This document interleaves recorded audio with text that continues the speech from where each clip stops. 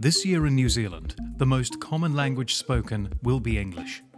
But over the 3 most recent census periods, the number and proportion of multilingual people, which is people who speak more than one language, has increased to almost 19% of the population. But what does being a multilingual society mean? What are the benefits and what are the drawbacks? Is New Zealand the warm, welcoming and inclusive country that our tourism commercials sell? And what of the experiences of the people from refugee and migrant backgrounds who've made it to these shores? During International Languages Week, you'll hear stories from people of 5 different backgrounds who speak 5 very different languages. But you may be surprised at the commonalities between them. はじめまして、こんにちは、Yasueと申します。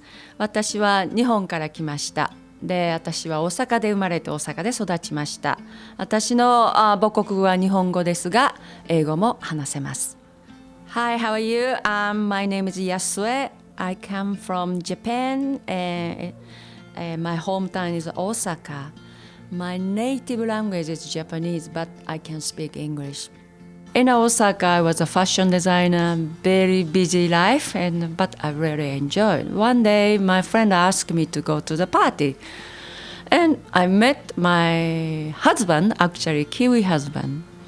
His accent was not American and not British, so nobody know where he come from. So he hiding.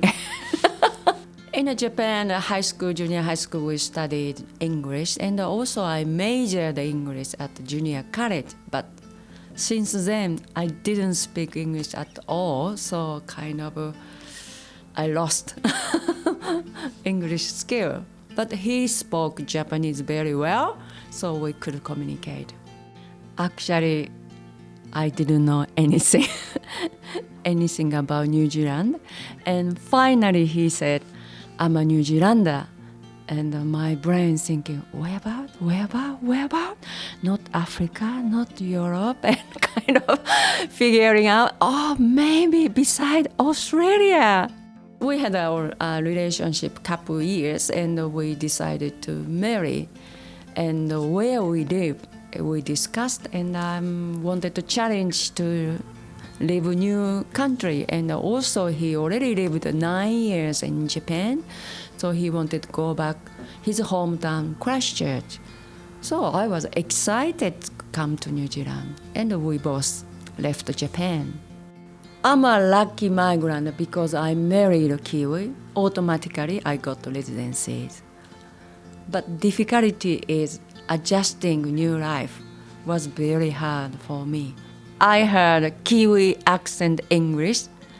I didn't understand totally. I didn't understand very fast. Actually, we learned American English in Japan, so very different. So I couldn't get. I didn't hear. And I was so shocked. I didn't understand English at all. Basically, I really enjoyed it, the space, blue sky, nature. My hometown, second largest city in Japan, maybe double size of total New Zealand population. People everywhere, but now, blue sky, space, and big house. I really enjoy this environment. When I arrived in New Zealand, I didn't understand some phrase and word. I didn't understand. Gender. I didn't understand. Yes, some word and talk. What is talk? Swimming suits. It's kind of thing. So, actually, my husband come from Naitafu, and his ancestors' grave is Lapaki. So he showed me his ancestors' grave at Lapaki. It's a very beautiful place, and we also stayed Malay, big conference. So only Asian was me, all Maori people there. I was so many Maori people there. So just going to Lapaki Christmas Day is our family kind of habit. So I like it. I had a nice story. Some people say if you speak different language, you show another side of personality. It's kind of yes or no because of who I am is always same. But I start speaking English like I need more accent because Japanese language monotone like Maori, no accent. So I have to put accent. It's kind of rhythm. So I'm body and hand moving around, shaking like air hostess. And another side of expression is a way of showing emotion are so different between Japanese and English. So Japanese always polite, quieter is better, keep smiling. But this country, I must say my opinion, wow, wonderful, I agree with, fantastic. So I learned this. This is also language, Kiwi language I learned. Yes, sometimes in a family I use Japanese, but especially I use Japanese to my daughter because she won't communicate my Japanese family, and even though she go to Japan by herself, she can understand Japanese is great. But another big reason is I push her to speak Japanese is for her, Kiwi. She's a Kiwi, so it's not easy to speak Japanese. She's almost give up. But I always tell her daughter, this is mommy's life, always using second language.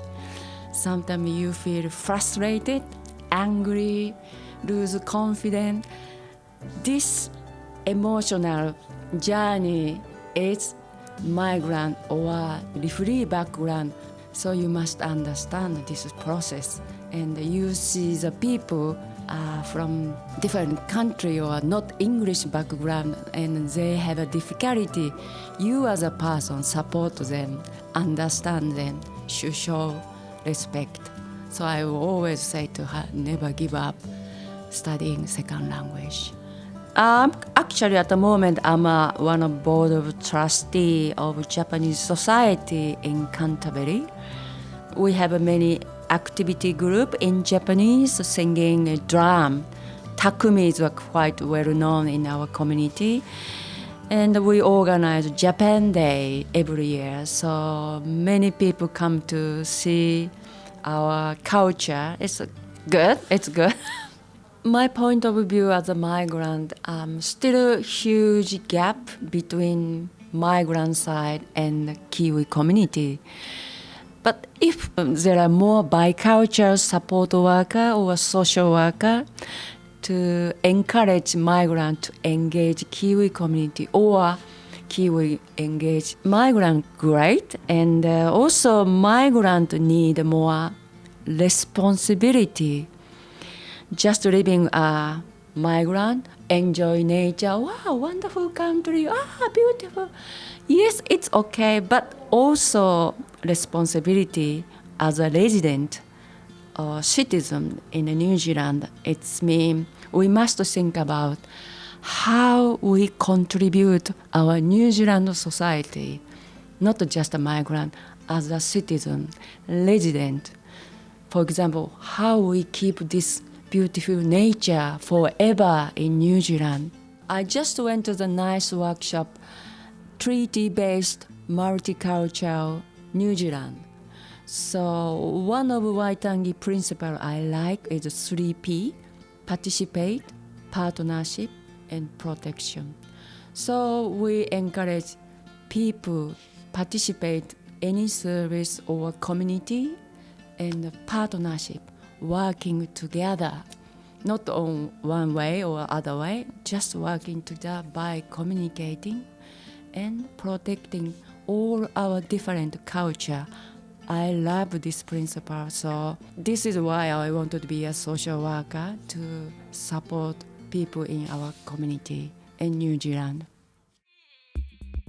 Now I'm going to teach Japanese. We start with the greeting. During the day, we say konnichiwa. There are different greetings in the morning and evening, but daytime we usually say konnichiwa with bow. So next thing we learn, my name is Yasue.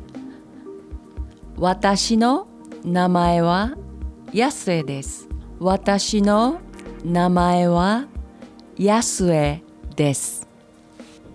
The final thing is I am from Christchurch. 私はクライストチャーチから来ました。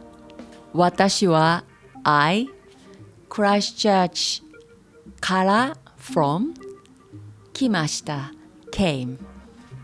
Once more, let's put all together. 私の名前はYasueです。If that seems difficult, I will teach you how to say thank you and goodbye.